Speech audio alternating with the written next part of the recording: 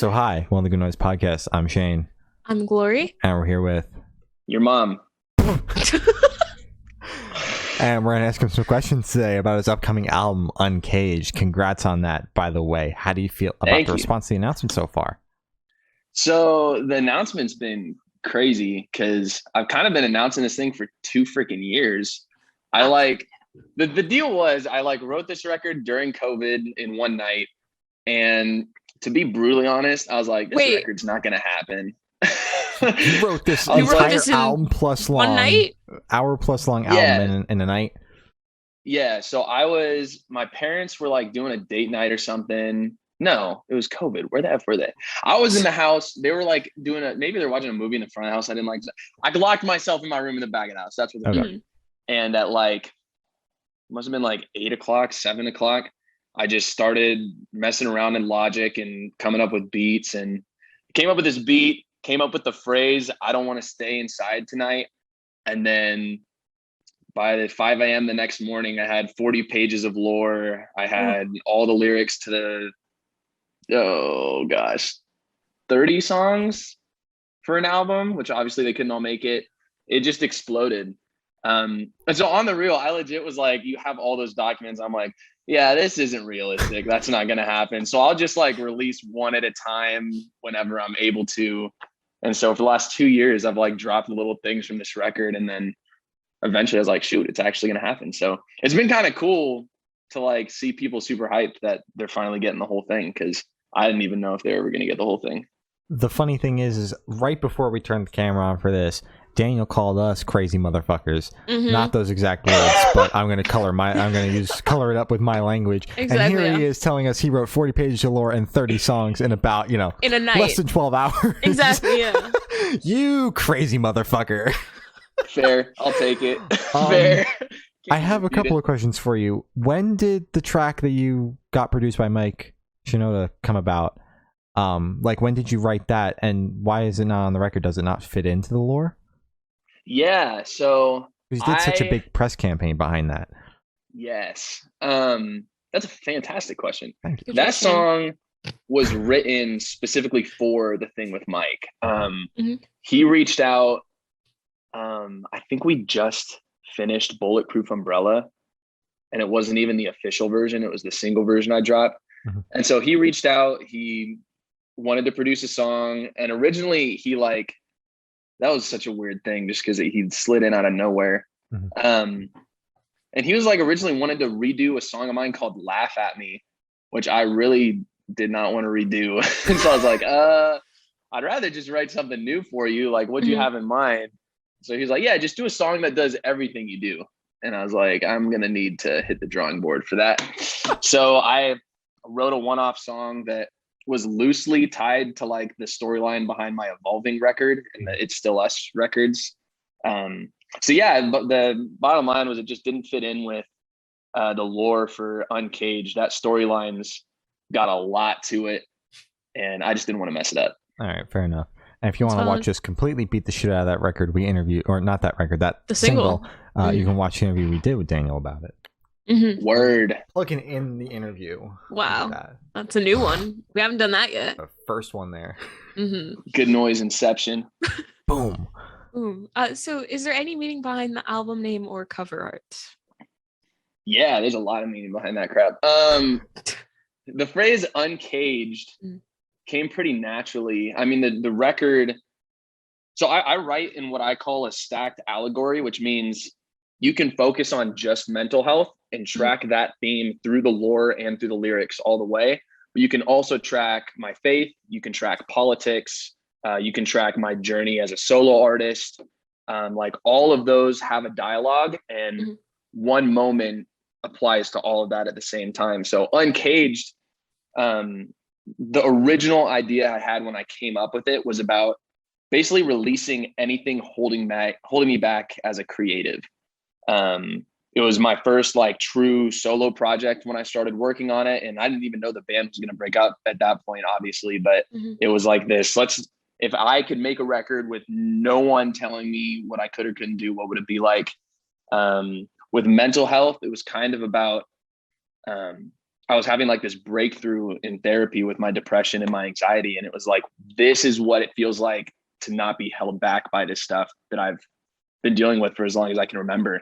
Like it's just literally fully about strip off anything that's containing me, isolating me, leaving me in this bubble and break free and see what the frick happens, and the album cover, there's a picture of this creepy motherfucking dude with a match and a gas mask, and he's sitting on the cage and his gloves have paint on them, and it's kind of like, why the frick is that there?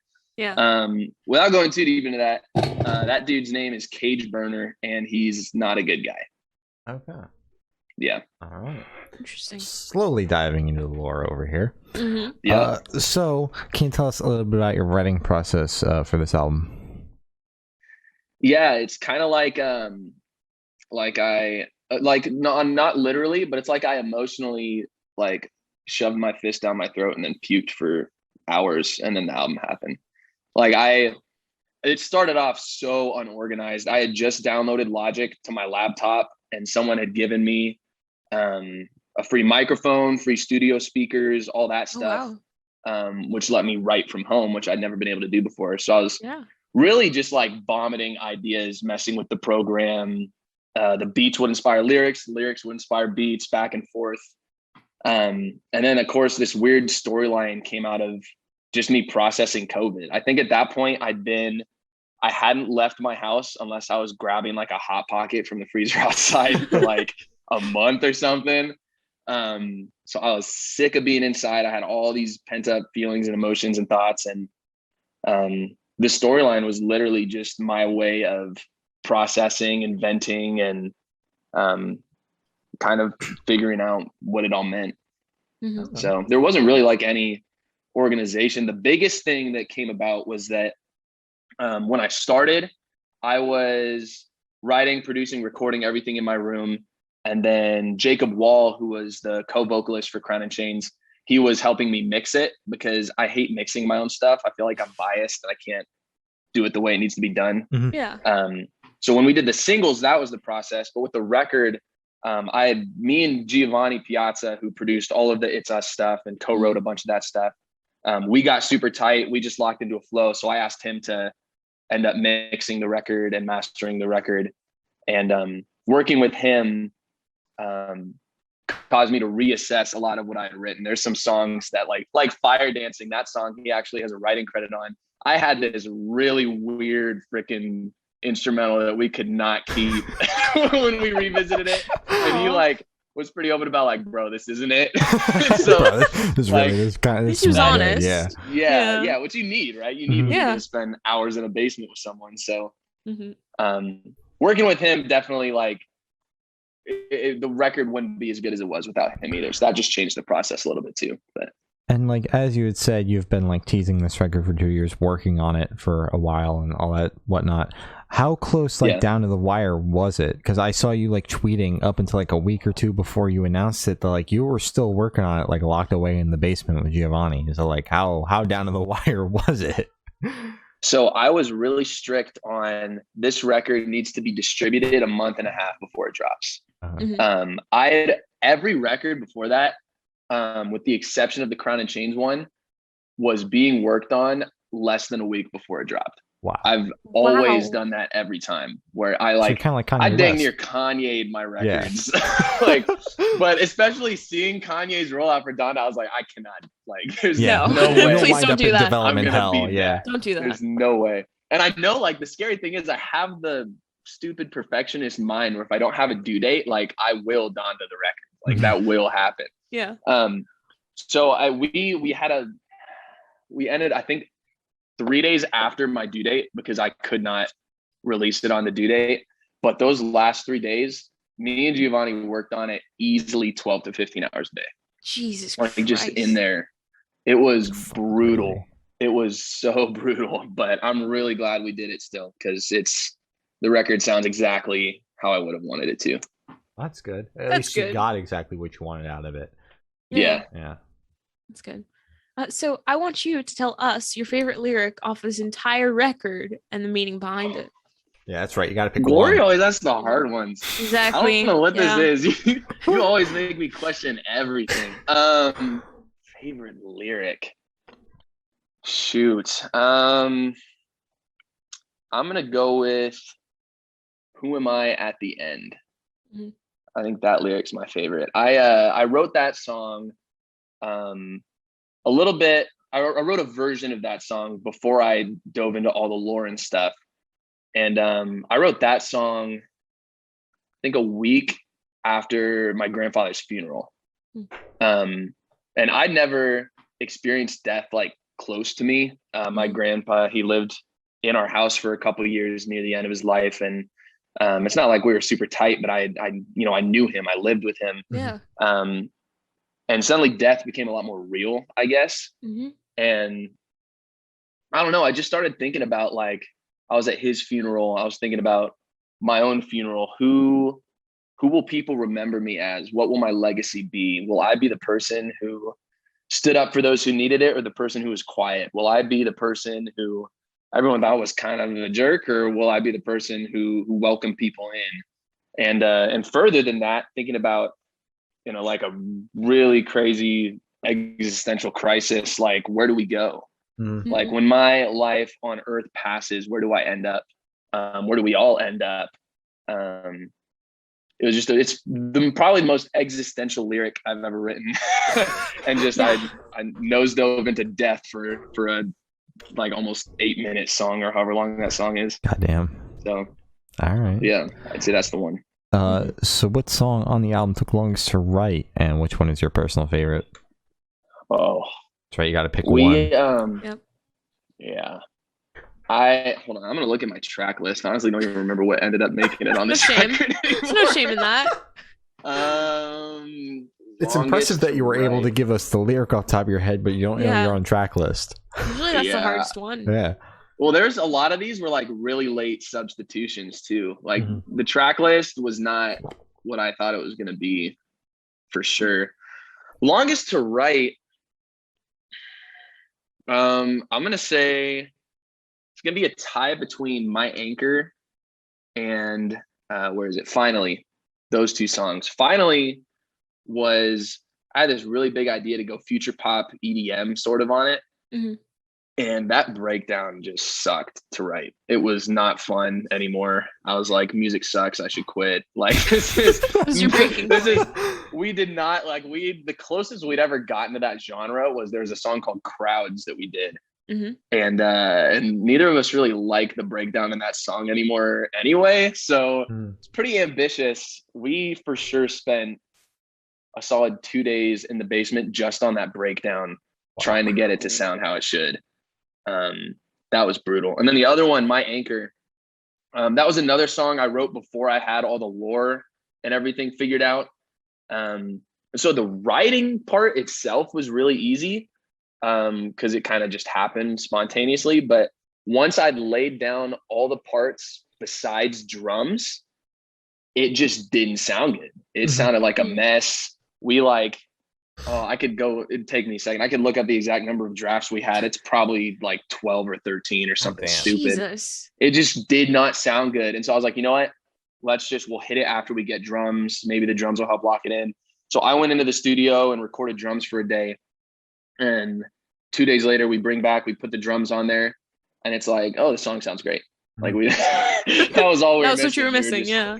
It was really frustrating, but before we move on to the second half of this question, did you like really believe in My Anchor? Because you said you had a shit ton of other songs written. Like, did you know like that one was something special, and that's why you kept on trying at it? Okay. Yeah, My Anchor was one of the few songs I let everyone hear before the record too. Mm-hmm. And so that was so long ago. A long time ago, a group of the fans asked me to put on like a digital prom, since they couldn't have prom. Mm-hmm. And so I brought my ukulele and just played songs for 2 hours or whatever, and they all dressed up. Aww. And I debuted My Anchor for them during that prom.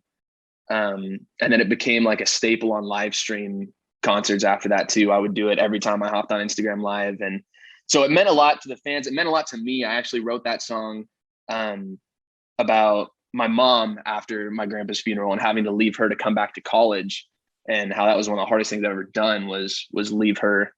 So it's just one of those songs where there's so much depth and meaning and history to it before it even happened. Like, it had to be on the record. There was no way. There was no other way. All right. So can you tell us where your headspace was at while you're creating this record? I know you mentioned this has been a long journey, but if you could kind of summarize it if you want. Yeah. If I had to summarize my headspace in one word, it would be this record was so close to killing me, I swear. Between like the lore had to change a couple times, just because like I was like, there's no way this works in a music video, and I want to release a music video for all 16 songs on the record. I was like, you're doing a visual album. That's pricey. Yes. I love visual albums. They're my favorite. And I was like, I need to workshop this if that's gonna happen. There were a lot of songs that like my horrible demos from 2 years ago, when push came to shove and we were making it, I was like, this sucks now, so I either need to scrap the song or redo the song. Like, it was so frustrating to work on. In terms of like thematically my headspace, I actually prepared a little note for this question. I had a little. I came with notes for this. Oh my god! You're always throwing me curveballs. I was like, I gotta be prepared for some of these. I don't think the question list has changed all that much since we interviewed for the first time. No, we added 3 new questions. Oh shit! Since the last time we spoke to you, so get ready. Some of these are preparation for specific questions I thought you'd ask too. Oh wow! So you have multiple.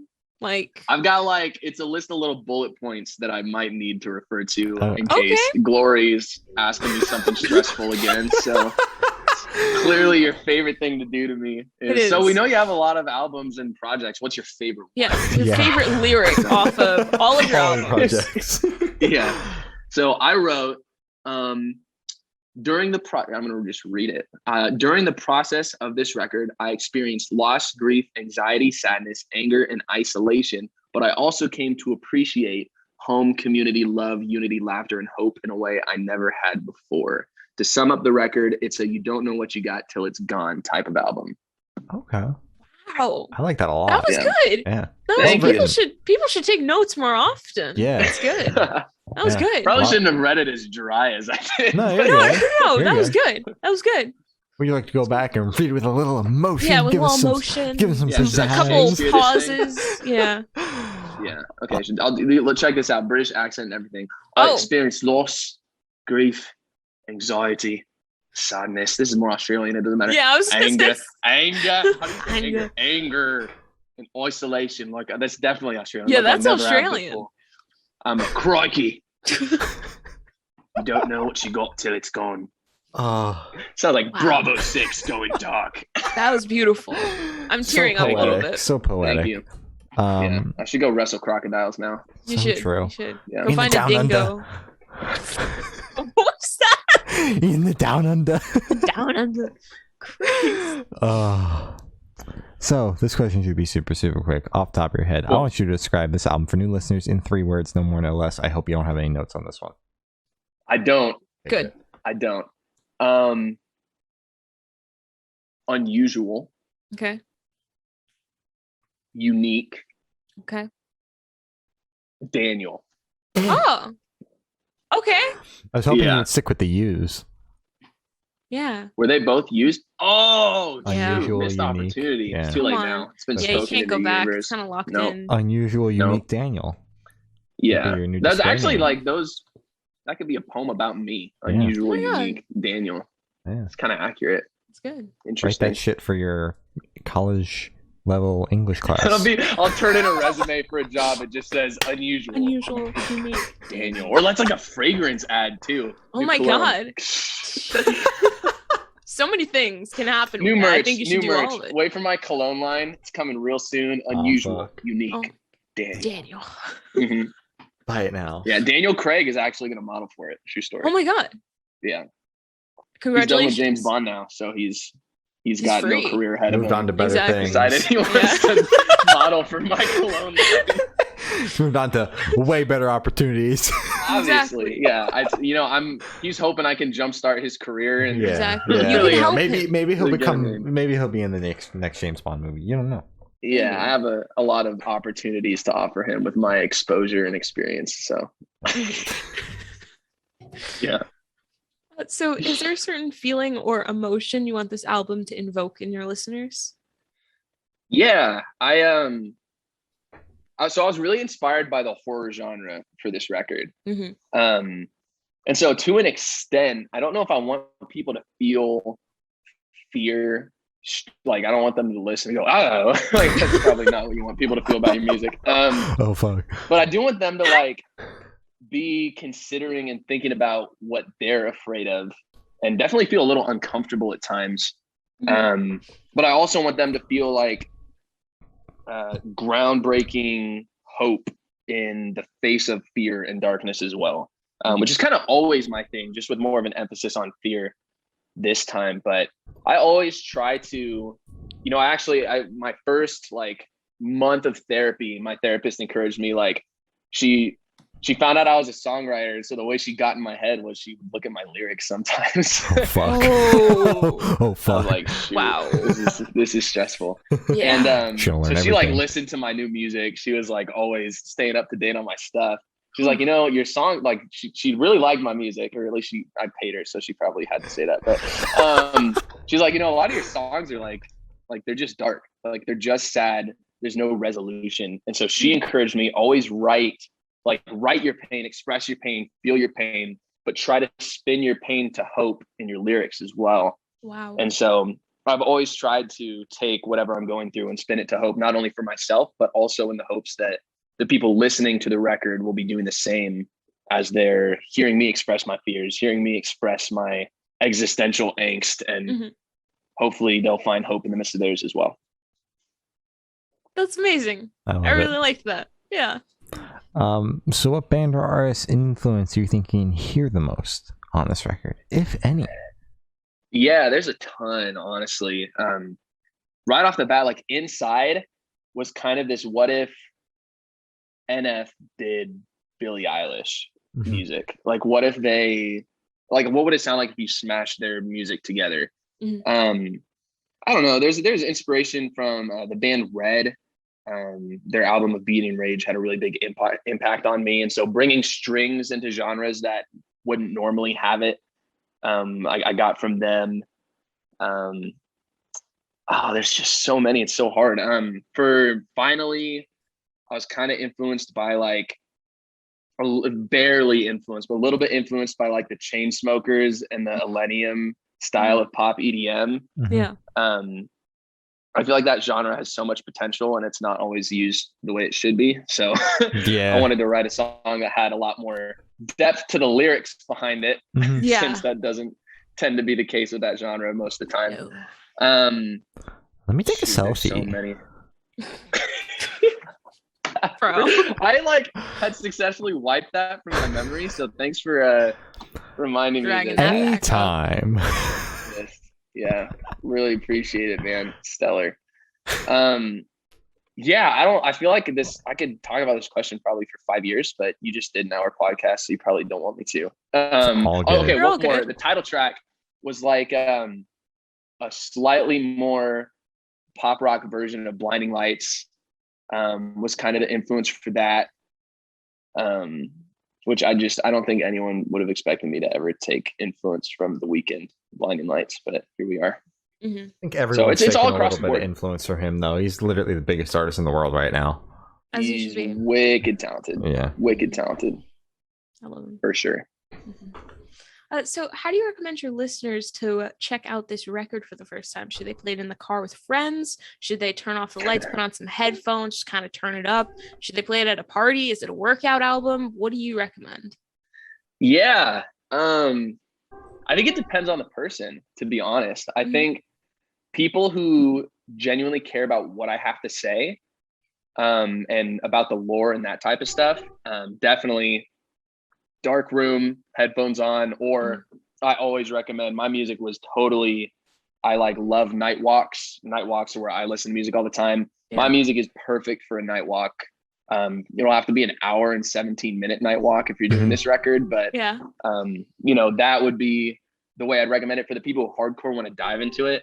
For people who just want like Costco samples of the record, I would here it is.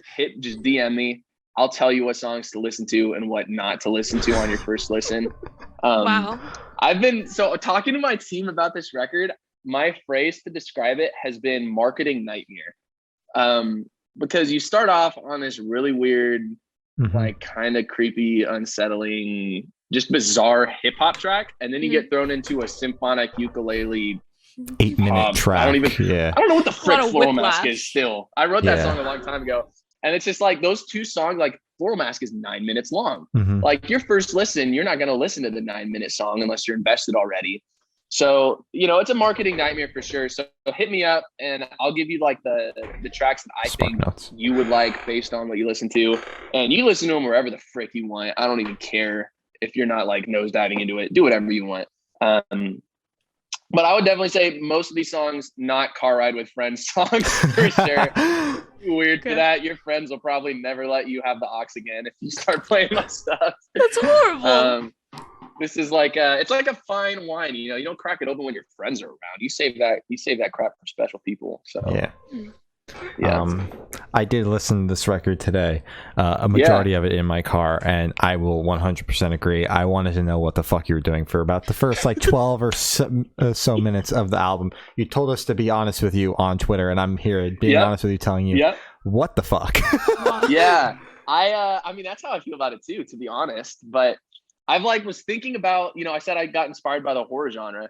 I was like, horror movies always start like with this either really dramatic, like, oh no thing, like everything goes really wrong right away. Or what I got inspired by the intro for my record for was like, they just have this really slow crawl into madness. And so I wanted you to start with Inside, which presents it, and then Floral Mask, which like is that easing you into the weirdness thing. Like it's ukulele and then it's like, bleh.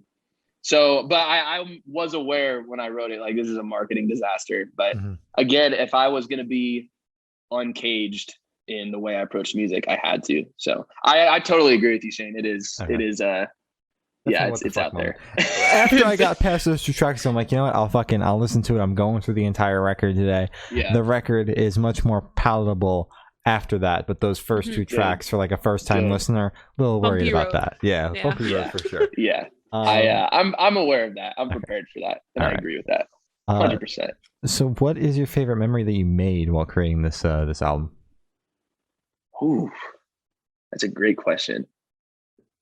Wow, I was not prepared. That's a new one, isn't it? That's a new one. Yeah. Oh, we stole that off like an Instagram Q&A or some shit. I don't know. I don't know. I think you just made that up. Or wait, did I? That might have been you making it up, because there are definitely a couple on here that we have just stolen off Instagram Q&As. Like that's pretty good.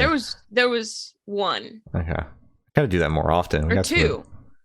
Gotta do that more often. Yeah, we gotta do that more often. That's a great question. I don't care if you're plagiarizing or not. Listen, this isn't school. No one's fucking checking. Exactly. Nobody's gonna be like, college, you're getting expelled. But... Yeah. Well, listen, we're not. I'm in college, but I'm not turning this in for college. Who gives a shit? Exactly. There you go. There you go. Favorite memory. You know what? I do have one. This is hilarious. I haven't talked to anyone about this. Fuck, Daniel. So I was in the basement with Giovanni. That's where we work. And this was during the last like brutal 3 days, right? Like it was the record was killing us. Yeah. He was like, yo, are you cool if I burn some incense down here just to like get a vibe going? I was like, yeah, of course I don't care. Like for sure do that. And so he lights this stuff down in the basement, and we keep working, and I start going like, that is potent. I'm like, that is like, my eyes started burning. I'm like, what is going on? And then it hit me. We're in a basement. There's no ventilation. Yeah. There's no windows. It's just sitting. And so I was like, bro, this is getting really bad. It's a bad idea. And we had to we were like trying to air it out at the door out of the basement. His mom was pissed at him. Oh my God. She came down and was like, are you doing drugs? Hotboxing my basement. Exactly. No, it's just incense. And she definitely didn't believe him. But because we came out with like bloodshot eyes too from the burning. Like, no, you guys are smoking the weed down there, aren't you? I smelled like a campfire the whole day when I left that place, just because it was so potent. And then like I went there, we finished the record, and I had to go back a week later to record some of the promo stuff, and it was still smoky in there. Like it was still sitting. Just for a picture of how bad it got, it was like it was awful. So that was definitely really a vibe. Yeah, it was a certain vibe. I mean, the main villain's name is Cage Burner, so I guess he got to us. It was super meta. Yeah, I'd say that was probably the best memory. I also had a lot of good memories with Christian though. Like I met my videographer and creative director Christian Carranza shooting the first single Inside, and we hadn't ever talked like casually. We'd talked business and over DMs, and so I bring him to, like, in classic Daniel fashion, this trespassing, really sketchy looking location, and we start walking like. We're easily a mile into this really creepy looking location. I'm like, by the way, like, I'm for sure not gonna murder you, which I realize is actually not what you say to someone. No, you don't say that. A stranger, and you walk them a mile into this really creepy location, but it worked out. We're super tight now. We have a podcast together. True story. Maybe a Uncaged creativity podcast / Good Noise podcast collab in the future. We talked about that, and then it never happened. So we should do that. That's true. Let's make it happen. Let's for real do it. Let's do it like right now. No, please no. I'm so tired. I'm gonna fall asleep. So I'd say those are the best. Okay. Sorry, you're good. You're good. Sorry, my brain just said go. No, you're good. So for this last question, I want you to picture you're on tour, you're at a gas station, you're going in. What is your snack of choice? This is a new one too. Yeah. What time is it? Let's say it's like afternoon. I'm saying like, I was always going like 11 p.m. Like it's no, late. 11 p.m. because like you're still clearing out of the venue at that point. 11 o'clock. Sure. Yeah, like you're just in the middle of what fuck nowhere. Snacks, one for 11 and then one for like the afternoon. Okay. Yeah. Okay, that's cool. If it's afternoon, okay. Is there 7-Eleven? Like, can I choose? It can be whatever station? Convenience store you want. Okay. Because if it was me, it would be a Wawa. Yeah, I always say what Wawa. Is that? I've never heard of that. Oh yeah, it's like the West best. Coast. Yeah, it's the best. You get hoagies. Convenience store ever. Oh it's got sandwiches. What? It's like got a whole kitchen in it, and they got they got breakfast food, lunch food, and dinner food. They're known soups, for their food. Salads, sandwiches, drinks. Yeah, quesadillas. Chips. Yeah, they got all sorts of shit. It's everything. great in there. It's so good. My partner got me hooked on that shit. It's so good. You got to come to the East Coast. We'll show you Wawa. Mm-hmm. Not gonna lie, I kind of feel disrespected that I don't have this over here. Yeah, this is crazy. It's fucking great. It's delicious. Our convenience stores over here are wild. Mm-hmm. Dang. Okay. Well, I only know. So I would go to 7-Eleven at noon. 7-Eleven. Get myself a Slurpee, which is very different than slushies and very different than ices. I will die on this hill. I am very passionate about this fact that 7-Eleven Slurpees are pristine. So, I would get any fruity flavor of Slurpee in my Slurpee if it was noon. If it was like 11 or like, I don't know, sometimes you're out at like 3 a.m. Yeah. I have really bad stomach issues all the time, which is part of why, true story for those who have been fans wondering why I stopped doing the Twitch streams early in the morning. I woke up feeling nauseous for 5 hours at a time every morning this year. It was bad. You want to hear story time about this? It's kind of an interesting story. Oh yeah, go for it. So when I was in high school, I used to drink a 2-liter Dr. Pepper every day. Why? Like that was because I don't know, I was a horrible person, but I would like get home from school at 3. I would crack open a 2-liter, and by 9 o'clock, once I'd played Call of Duty and eaten mozzarella sticks all day, the bottle would be gone, and I'd go to sleep. And I was like, that's just what life is. You just drink Dr. Pepper and you repeat. But the band was trying to get me healthy. Specifically, Jacob and Tyler were trying to get me healthy at the time, and they were like, "We should only drink water." And they went as far as to say, "Let's do a challenge where we're each going to drink a gallon of water a day." And like for bragging rights, like let's see who can do a gallon of water a day the longest. So I went from a 2-liter Dr. Pepper every day to gallons of water every day.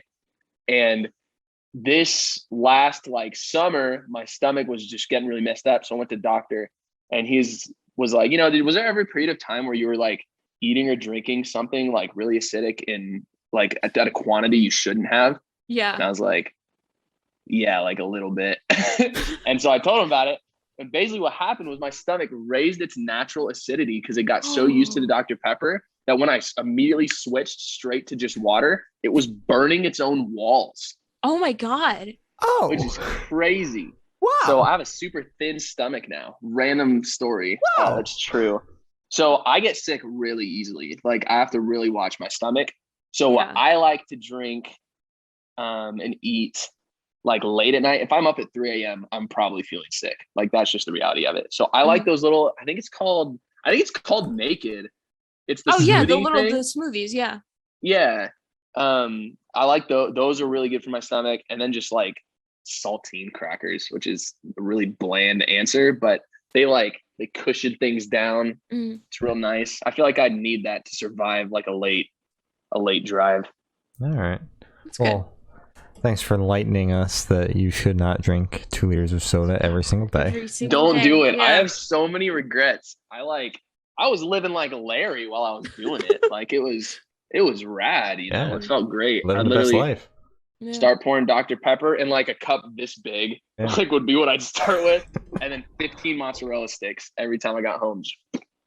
But I have regrets. Take note, Shane, with your what is it? Cranberry. I got 2-liter bottles up there. I can't even participate in Sprite cranberry season this year because I still have Sprite cranberry left over from last year.